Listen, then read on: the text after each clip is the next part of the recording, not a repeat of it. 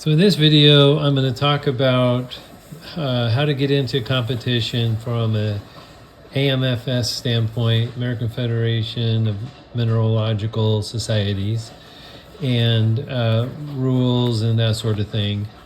And if you live in the Portland, Oregon metropolitan area or surrounding states, the annual regional show, which is usually in the fall around late September, early October, they have what they call a novice mini cabochon competition. And what I'm showing here is the rules for that. And it basically, the purpose is to allow beginning cabochon cutters to enter in competition with a minimal number of stones and promote competitive cabochon cutting. So they have a very specific set of stones and sizes to cut, but they will still be judged by the rules for a master cabochon cutters using the AFMS rules for CC1. And without getting into a 161 categories and a huge thick rule book, we can go into that later. If you're serious about doing competition, then you'll want to know all about those rules as well. So here's the gist of it. It's a 38 millimeter round of obsidian, a 38 by 52 oval of jasper, a 12 by 20 oval of agate, a 35 by 25 millimeter rectangle petrified wood, and then a freeform agate of any size. Now, you gotta be careful with the term any size, because the CC1 rules say that a stone cannot be larger in any dimension, cannot be larger than 100 millimeters. So any size up to 100 millimeters. And then here's the judging: 5% labeling, 10% quality of stone, 10% showmanship, and 75% workmanship. And when they talk about showmanship, it's how you display them, and you must put them on a 6-inch square by 2-inch thick riser that is wrapped with some sort of fabric, and then the stones have to be displayed with labels in a way that you can see all the stones, so that you don't put the big, beautiful freeform agate in front of everything else and block the other ones. You need to set it up so that it displays nicely for the judges and the audience to see all of the stones you've cut. So having said that, I've done a display like this before, not in competition, but I set one up, and so I'm going to dig out all my old stones as an example, and then we'll continue on, because what I want to do is actually cut another set of stones to see the process. So here we go. So if you have the standard set of templates, then you should have all the things you need. Here's the 52 by 38 for the jasper. Here's the 25 by 35 rectangle. The 38 millimeter is the silver dollar size. And 12 by 20 is this little guy right here. And then the freeform is whatever dimensions you want to see. So I'm going to dig through my box here and pick out the appropriate ones I've cut in the past. Here's my 52 by 38 jasper. Here is my 38 millimeter round obsidian.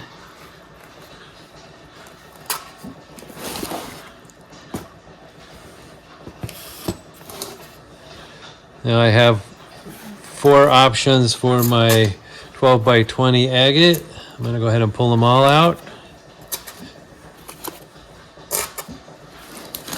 And for the freeforms, I could use these big monsters as well. I'm going to choose a different one though. You notice the petrified wood box is pretty slim because it's not one of my favorite materials to cut, but I do have a couple choices here.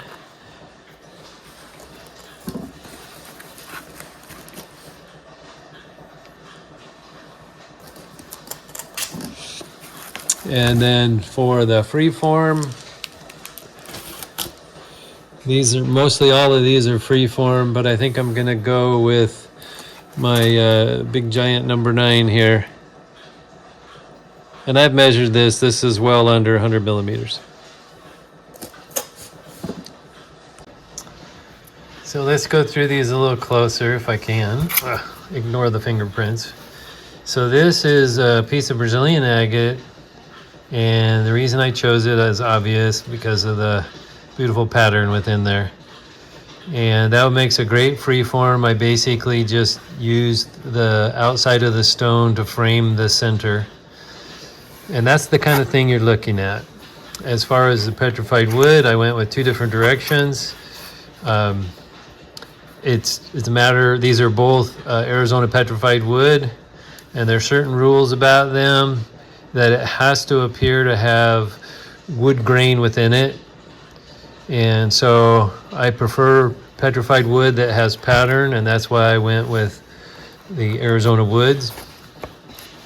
These 12 by 20 agates, there's a couple of, actually I think 3 out of the 4 are Tennessee agate. And I would have to choose one of these. I'd probably go with this one, which is not a Tennessee agate, interestingly enough. And I don't know how well you can see them. They're all spinning around quite easily. But they all have a pattern to them. You say, well, yeah, but obsidian's black. Well, actually, this one is not. And if you can see the light,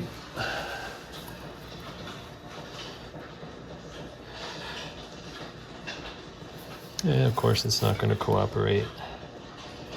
This is a very dark purple Mexican rainbow obsidian.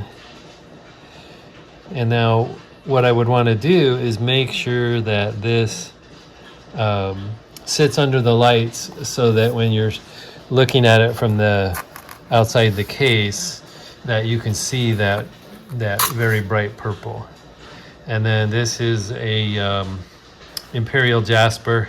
It doesn't have the greatest pattern, so although this is a competition quality cut stone, I would prefer, if I was going to do this for real competition, I would probably cut a different stone, and I'll go through all that. I moved my light down so you can now see the beautiful purple coming through on this 38 millimeter stone, obsidian stone. And this is from Mexico.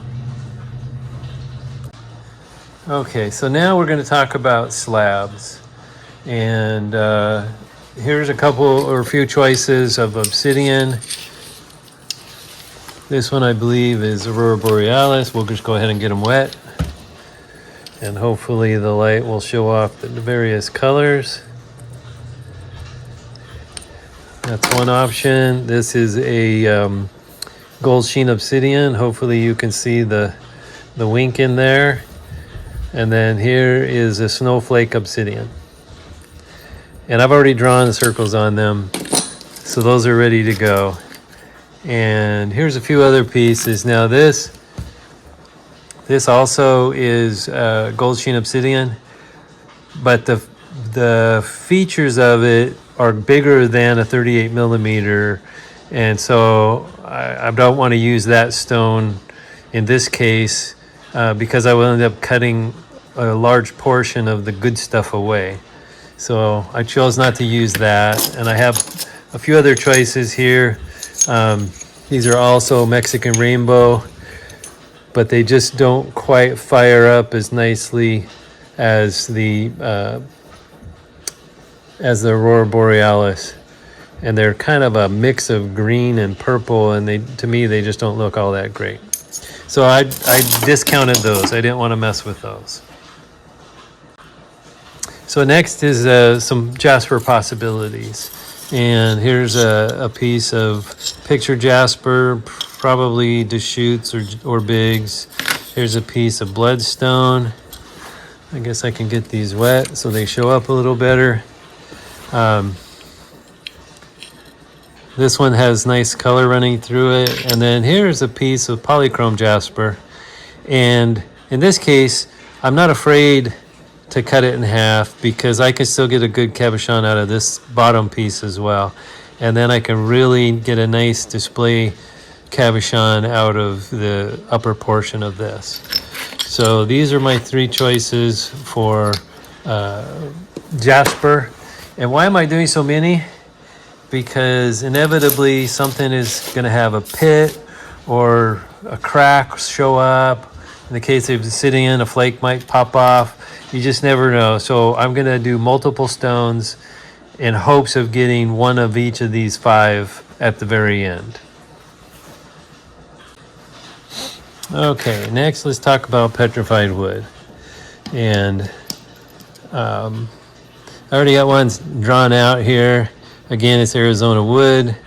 You can see the definite wood grains within there, so that one's an acceptable one. Here's another piece. I haven't checked it with the template to see if I can get a 25 by 35, but it'll be pretty close. I have a piece of, what does this say? Clint? I don't know what that means. Now this one doesn't show a ton of grain to it, so that one will probably have to eliminate. Here's a piece of wood. You can definitely see the wood pattern in there. I just need to make sure there's no fractures or pits. I see there's a little pit right there, so depending on where I put the template, it's okay. Here's a nice piece of Saddle Mountain Washington wood, and it's got some really nice patterns running through that, so that has some possibilities. This, I believe, is Hubbard Basin, Nevada. It may or may not fit the template, but it's got some really good patterns. Well, here's a crack, so obviously I have to avoid that, but it's got some decent colors into it. Now, palm wood is actually wood, so I will see if I can get something out of this as well. Now, this one is Arizona wood, but it's highly agatized. You can see it's very see-through. However, it still qualifies. You can still see the grain pattern in there, and it doesn't have to be opaque. It can be translucent. Here's another piece of petrified wood. Looks like I was doing a big oval, but the template has drawn off or come off. So I could use that, although I've already got it mostly shaped, so I probably won't because I have all these other choices. And then here's a slab of probably Oregon petrified wood, maybe Sweet Home. That has good pattern to it. I just need to make sure that there's no weak spots or pits or anything like that in there. So I have a bunch of choices for wood, and I'll pick maybe 3 of those. I think I'll do 3 of each stone and then see what they look like at the end. Now for agate, since there's 2 stones of different sizes, there's the 12 by 20 and the freeform, I've got a bunch of choices here. And so I just picked out a bunch of random material. And now the larger ones will be my freeforms. Like here's a piece of polka dot, although it doesn't show a lot of polka dots. I don't really care. I like the ice blue anyway. But it's got a decent pattern to it, and it'll make an okay sized freeform.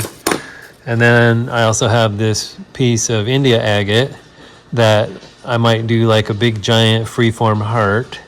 I'll see how that goes, because hearts are kind of a pain. And then I have this which looks like Mexican crazy lace, but I'm pretty sure it's not. Now I see there's a crack right here near the edge, so I'd have to stay away from that. But I could do some form of free form and keep as much of this as possible. And then I have pigeon blood, which, I don't know if you can see the blood splatter, but I have to watch out for these cracks and things like that. So this one might be the 12 by 20. Same with this Brazilian. Here's another Brazilian. Here's a piece of that same Brazilian. So I got a bunch of Brazilian to work with. I have this cathedral agate, which is kind of plumy. I might see if I can do something with that. If I could get a 12 by 20 in there, that would be awesome. But we'll see. I have a couple pieces of Botswana. This one's got a crack running through it, so that obviously wouldn't be the free form. But I could do something with a 12 by 20. Another piece of Botswana. Again, you have to avoid the spots. Now here's a ocean agate. I would have to be careful of the plumes though, because they have a tendency to have pits like this one does. So I'm going to eliminate that one right away. There's another piece of polka dot with lots of spots in it. So I could do a 12 by 20 with the spots. This is, I don't know what this is. It's a plume of some kind. It's got a really cool pattern to it. So I might be able to do something with that. Here's a piece of sunset agate from Oregon. Beautiful purple color. I might be able to get a 12 by 20 in there. Here's a couple pieces of the same stone. This is Berber agate that has saginite in it, and it's pretty solid. So I could do something with that, either free form or 12 by 20. Here's a piece of Laguna. Now there is a big crack running right through here, so I'd have to eliminate that. Although that still might be big enough for 12 by 20, and then I could do free form or something with the bottom of it. But again, something to play with. That one can go either way. Although that crack is actually going through the stone like this because it comes way down here. So I'll have to play with that more. Typically what I do is I break this stuff and then work with what's left. It didn't fracture, but it will. There it went. Then I'll just work with what's left. Here's a few more pieces of Tennessee agate. I just have to work between the fractures because Tennessee has tons of fractures. But it's also got some really nice patterns to it. So we'll see if I select one of those. A couple of decent pieces of Montana as well. So agate, I have a lot of choices.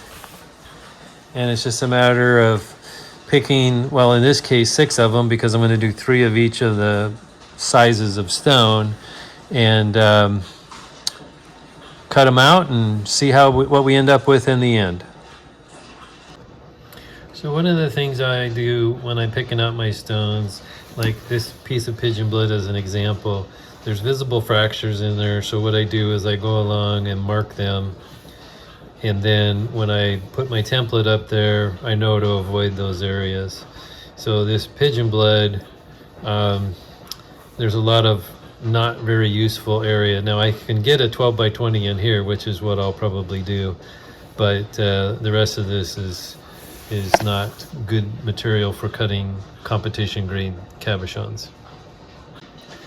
So for my free forms, I've chosen these 3, the Berber agate from Morocco, this potential big elongated heart shape of India agate, and then this piece of ice blue from the polka dot mine. I do have to worry about that because that's potentially a fracture, but this is a thin piece, so I'll have to cut most of that away anyway.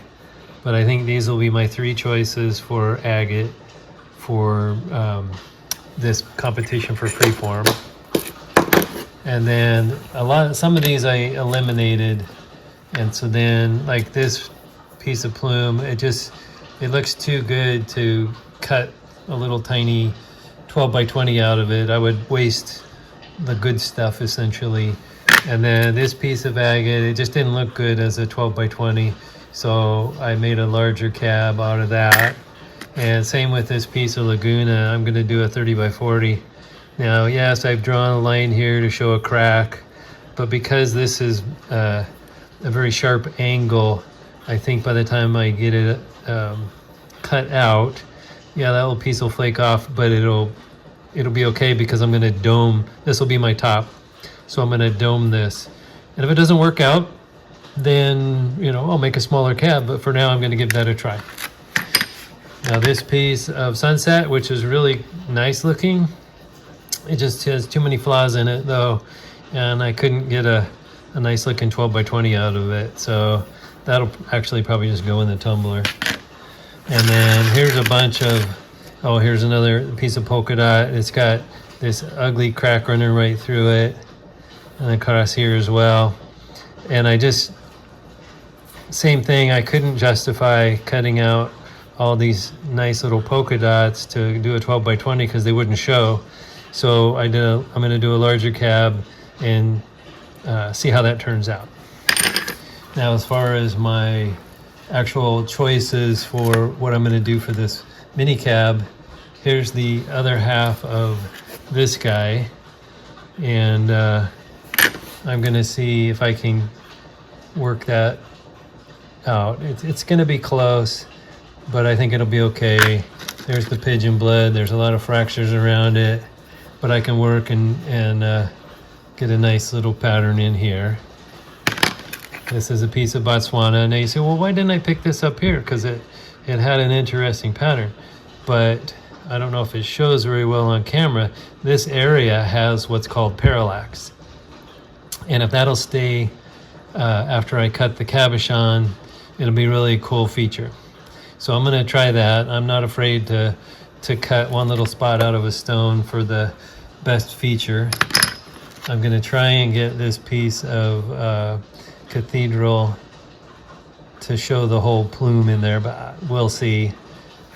And then actually in this Montana, I could get two cabs out of it. However, I'm gonna start with this one, and I have to think about this one because it has this kind of cool radial thing going up. So that might not make it to a 12 by 20 because I have so many other choices. But this one definitely would be probably oriented this way, so it's actually looks kind of like a smiley face. That was not intentional. Now I see it right there. But anyway, so I'll cut this out on the trim saw, and I'll leave this for now. And I got plenty of thickness. This is actually a heel cut, and I'll decide what to do with that later. But for now, for the purposes of this video, I'll go with this one and these others. And then, you know, once I get them all cut out, all of the stuff trimmed out, then I'll see what broke, what didn't break, and that sort of thing, and go with what's left. But that's why I'm doing multiple pieces for each stone, because you just never know what you're gonna run into as you're doing this stuff.